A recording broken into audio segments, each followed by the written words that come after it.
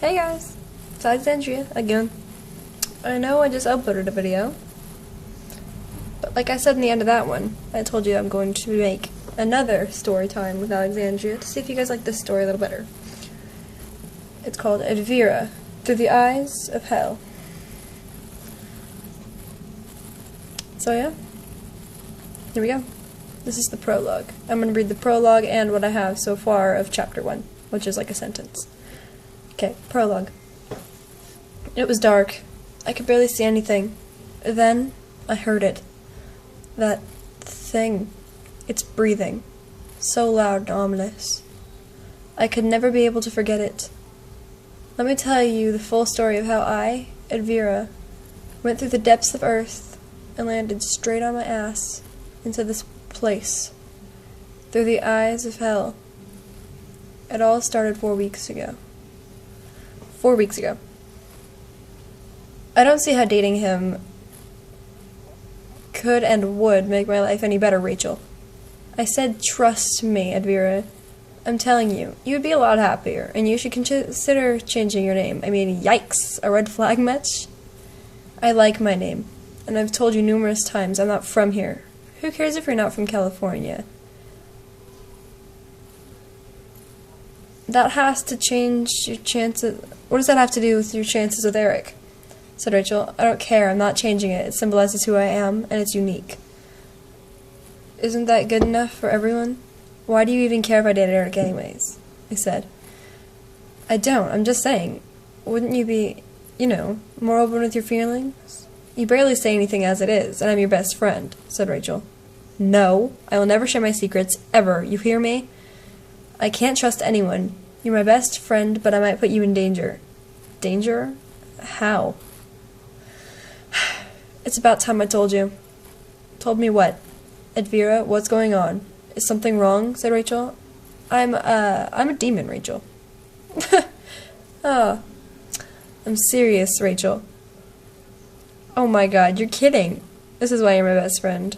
No, I have proof. Oh yeah? Show me it then. I turned into my demon form. Rachel passed out. Chapter 1. Rachel? I said. Rachel mumbled something, but I couldn't make out what it was. What? I said.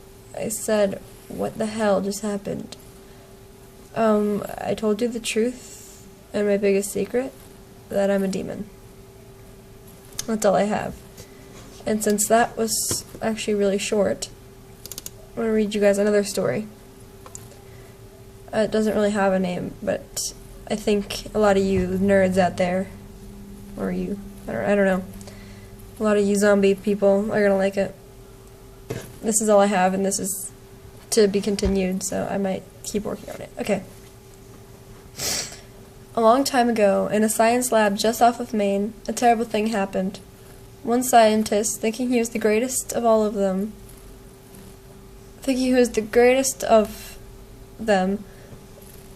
all, thought he could make an intelligence serum.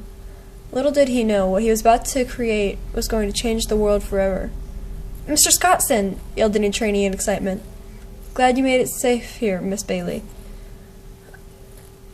I know this island can be hard to find, and I'm sorry for the delay on the boat to take you here. He can be very inconsiderate of people's times. Oh, it's fine. I was late anyways, said Miss Bailey with a slight grin. Well, anyways, shall we get to our first assignment, then? Asked Mr. Scottson. Huh? Oh, yes, sir. I'm sorry, I've been a little distracted lately. It's alright, the trip here can be tiring, so I don't blame you. But I do need to ask you to get some things for me. Anything, Mr. Scottson, said Miss Bailey. I need you to get archaeolonitril, bromidilone, digitoxin, and I don't know how to pronounce that last one, and ethylenidamine. I don't know. These few chemicals are very important for my project. What on earth would he need so many toxic chemicals for? Thought Miss Bailey. Will do, sir. But where will I find them? It may take a few weeks, but I've managed to find a few labs nearby that hold these chemicals. Go there and say that I sent you. Yes, sir. A few weeks later. Mr. Scottson, I'm back with those chemicals you asked for, said Miss Bailey, being pleased with herself. Thank you. Now leave me. I must work in silence. I'll call for you if I need your assistance. All right. I'll be upstairs researching those chemicals. Okay, said Mr. Scottson.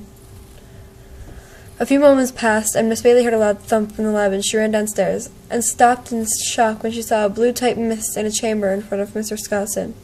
He started laughing wildly, and Miss Bailey started to get scared. She walked over, taking small steps.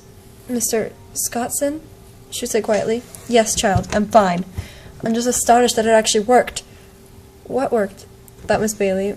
I've done it. Created the multi-form mist. It's capable of killing, yes, but it also can revive those whom are already diseased. This mist also can be a solid, though. Once it enters the body, it eats away the neutrons and protons in each and every part of the body and rebuilds them out of itself, and the mist creates an abnormal amount of electrons, causing the person it infected to become a substance of the mist standards. But we cannot let this mist get into the air of the outside world, or it may cause the end as we know it. The density of the air would thicken, and every single living thing would get infected and become a virus. Armageddon, Miss Bailey thought solemnly to herself. The mist would kill everything and then bring it back, but still being lifeless.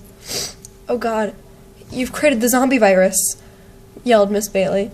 Yes, but only if the mist gets free from this chamber can it affect the world. Would it be like in the movies where they go around biting those who aren't infected, passing on the virus? Almost. Just instead of biting, it'd be every possibility you don't want to happen, said Mr. Scottson. So why create something so deadly? Asked Miss Bailey with a concerned voice. Power, Mr. Scottson said lowly. You must be crazy, said Miss Bailey. Might be. I'm sorry. I thought you looked up to me for my research and science information, and now you're calling me crazy. Mr. Scottson grinned and pulled a small vial out of his pocket and threw it at the chamber. What are you doing? Screamed Miss Bailey. You're the one who said you can't let the mist out into the outside world. Correct again, Miss Bailey. But I'm also the one who controls what happens to the mist. And I choose to let the world taste my power for themselves. To be continued. So, yeah. Those were two of my stories I've been working on. Hope you guys like them. I'll keep working if you want me to. And yeah. Toodles.